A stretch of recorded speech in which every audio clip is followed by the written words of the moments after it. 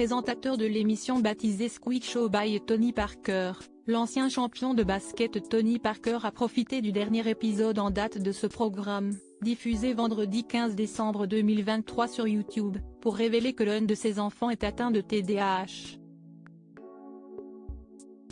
Poursuivant désormais une carrière d'homme d'affaires à succès, Tony Parker reste toujours principalement connu pour ses exploits sur les parquets de la NBA. Pour mémoire, l'ancien joueur de basket français a été drafté par l'équipe des San Antonio Spurs en 2001. Au fil des années, il a réussi à s'imposer comme l'un des éléments incontournables de l'équipe texane, avec qui il a remporté pas moins de 4 titres de champion NBA. Tony Parker avait même réussi l'exploit d'être élu MVP des finales lors du sacre de San Antonio contre Cleveland en 2007.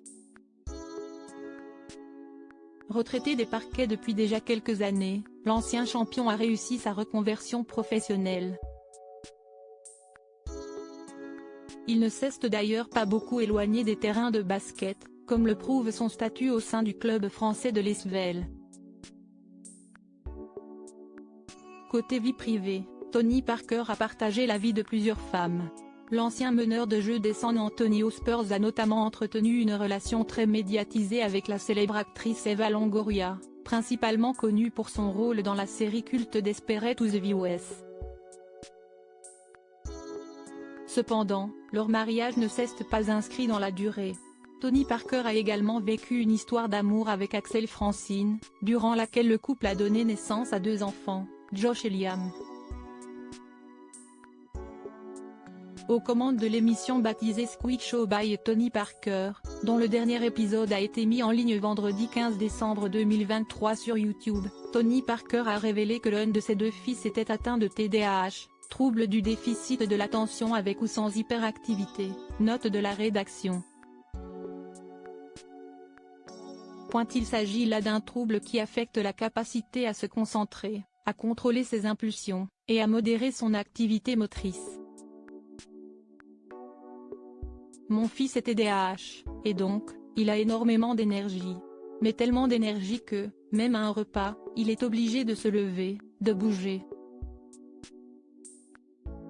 Il ne peut pas faire un repas assis.